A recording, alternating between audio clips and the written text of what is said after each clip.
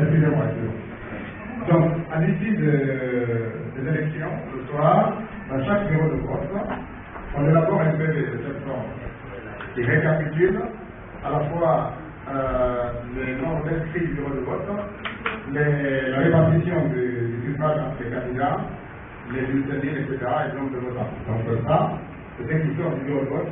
Chaque candidat reçoit une copie écrite pour la commission de centralisation au niveau de la commune, et puis une autre copie est envoyée à Comatap et la dernière est envoyée à la télé.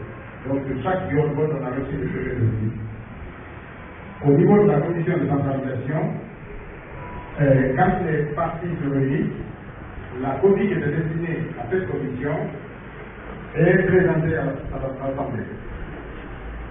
Mais à cette Assemblée, il n'y a que la mairie et la commission de centralisation qui disposent d'une copie, parce que les partis politiques ont leur copie au niveau du bureau de vote. Donc au moment où ils se retrouvent à la commission de centralisation au niveau de la commune ou au niveau de la préfecture, les assesseurs n'ont pas cet exemplaire. À ce niveau, il y a un secrétaire de science qui prend le PV individuellement et qui dicte les chiffres de PV. Ces chiffres sont saisis par un agent opérateur, un agent de saisie, donc qui dispose d'un ordinateur, et qui imprime une copie de ce type, où on ramène toutes les informations normalement du PV. Et ça, c'est distribué à chacun des candidats pour validation, et c'est les résultats de cette validation qui sont réunis dans un document qu'on appelle un document de synthèse, de ce format, où chaque ligne ici représente un PV. Et c'est la sommation de ce document qui est après reporté dans les autres PV de ce type, un PV de synthèse, manuellement. Et c'est ce qui est envoyé à la saisie. Lorsqu'il y a litige, c'est ce document souvent qui fait preuve. Alors qu'est-ce qui s'est passé? C'est que Fayad disait tout à l'heure par rapport à la substitution. Nous avons demandé à nos délégués de nous remonter l'ensemble des PV qu'ils ont reçus au niveau du bureau de vote. Ils nous remontent ces PV-là. Nous, on va à la CENI, on dit à la CENI de nous donner le même PV du même bureau de vote. On était, disons, surpris. Dans beaucoup de régions et dans beaucoup de bureaux. Alors souvent, on a le PV qu'on nous a donné, soit les signatures manquent, soit les noms, comme celui-ci par exemple, que j'avais écrit sur le diapositive.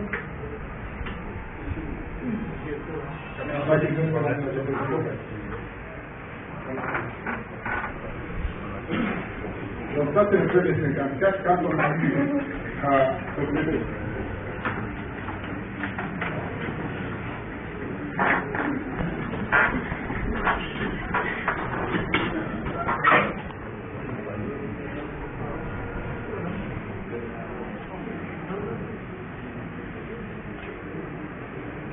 Alors, ça c'est le PV 54. Quand on a été comparé ce PV 54 avec ce que nous avons reçu, quand on a comparé ce PV 54 avec ce que nous avons reçu, les données étaient les mêmes, il n'y avait pas de simplification de chiffres sur ce PV. Seulement le nombre des signataires avait changé. Les mêmes personnes qui avaient signé ce document n'étaient plus dans les PV qu'on nous avait distribués. Ça c'était des modes de vote les plus basiques et qu'on retrouve très rarement, parce qu'ils n'ont pas beaucoup d'importance. Et c'est la même chose sur un autre PV. Tu peux passer le 183 sur ce.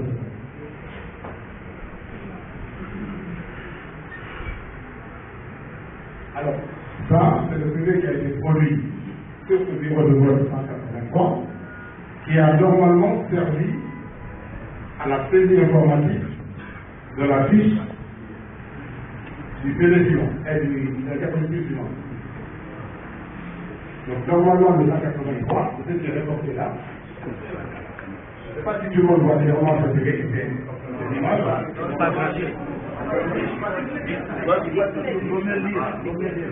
Alors,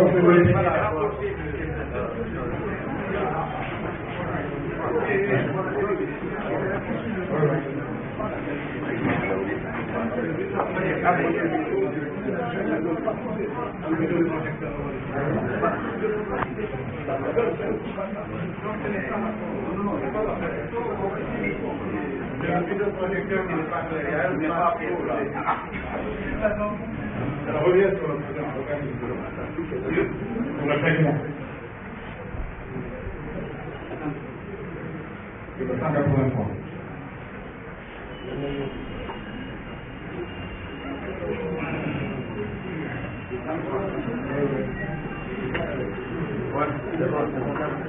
Ok.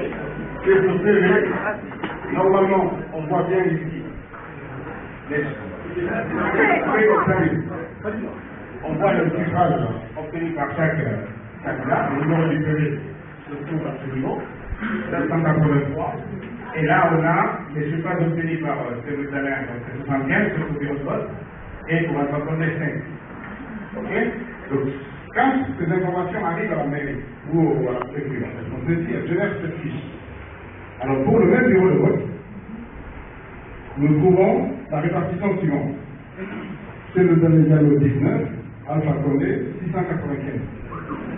Pour le même bureau de vote. Et donc, on a répertorié ça. Nous sommes rendus à la CENI, que je suis intervenant technique auprès de cette commission pour le compte du sujet. Donc, nous avons posé des inquiétudes. Comment est-ce fait-il qu'on a des PV manuels donnés au bureau de vote? Et quand on fait la totalisation sur les fichiers de centralisation, on trouve le même PV avec des informations complètement différentes. Alors, le président de la CENI nous a dit qu'il n'était pas au courant. Nous l'avons apporté nos documents, ce que j'en avais il y a 3 ans sur la commune de Séguéré. Nous avons établi la recherche sur d'autres villes, sur Farana, sur Kourouza, sur Kérouane. Et donc, il nous a mis à disposition son technicien et nous a dit de monter avec lui dans l'archive des copies qui sont envoyées depuis les préfectures jusqu'à la CENI pour qu'on puisse comparer ça avec nous. Donc, on est parti, on a sorti tous nos déclarations et on les compare. Nous avons eu 2 surprises. La première, c'est que nous retrouvons très bien notre fiche, l'exemplaire de la copie que nous avons reçue. Mais d'à côté, on retrouve l'autre fiche qui a servi à élaborer ce résultat. C'est-à-dire, et la faute, et la nouvelle, et la CENI sont disponibles encore. Nous avons fait la vérification avec les techniciens de la CENI et nous en avons rapporté les éléments au président de la CENI ce matin. Ça, c'est quelque chose. Nous avons demandé du temps pour évaluer l'ampleur du phénomène. Nous, on a eu des documents communs. Nous n'étions pas représentés à Séguéré dans la plupart des bureaux de vote suite aux événements que tout le monde sait. Par contre, à la commission de centralisation, nous avions un représentant. Quand il s'est rendu sur place, et quand il était nécessaire de valider, il a demandé à ce qu'on lui remette des copies parce qu'il n'y avait pas de délégué sur le terrain. La CENI sur place a systématiquement sorti des exemplaires en doublant et lui remettait. Ce qui est tout à fait étonnant parce que normalement, chaque institution, pour chaque candidat, nous avait droit à une copie. Mais nous avons eu 132 copies qui nous sont remontées par ce canal-là, avec les fiches saisies et imprimées sur Séguéré. Et c'est la différence que nous observions sur ces éléments-là qui nous a mis la puce à l'oreille et qui nous a poussé à regarder plus loin. On ne trouve pas ces exemples-là de façon systématique et uniforme dans tout le pays. Mais partout où nous avons été absents, que ce soit à Séguéré, que ce soit à Matamba, que ce soit à Kourouza, systématiquement, nous avons une ampleur terrible. Tous les bureaux de vote, il y a 700 candidats inscrits, il y a eu 700 votants, sachant bien que le recensement là date il y a 3 ans et demi. Et dans ce bureau de vote, il y a eu ni morts, ni malades, ni déplacés pendant 3 ans, ce qui fait qu'il y ait 700 à voter dans ce bureau de vote. C'est ces scores-là qui nous ont amenés à rechercher ce qui pouvait justifier ça. Donc ça, c'est à la fois une substitution, mais elle n'explique pas tout.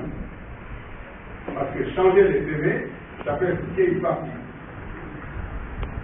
Ce qu'on a fait, on a fait une investigation un peu plus poussée sur le système informatique qui permettait de créer des PV individuels là au niveau des préfectures et des communes.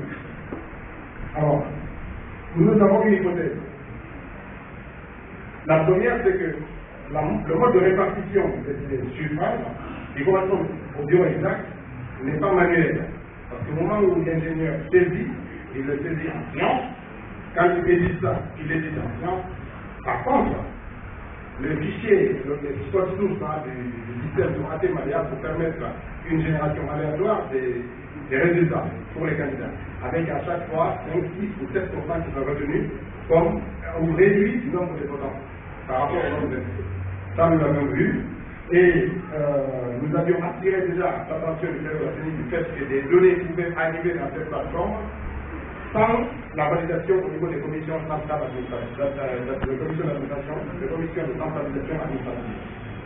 Pour preuve, lorsque Matoto, les bureaux fermés le 1er août, nous avons à 3 h du matin commencé à enregistrer l'arrivée de données de certains bureaux, notamment de Kalou, de Madame, de Rassemblement, etc. Et curieusement, Matoto aussi arrivé.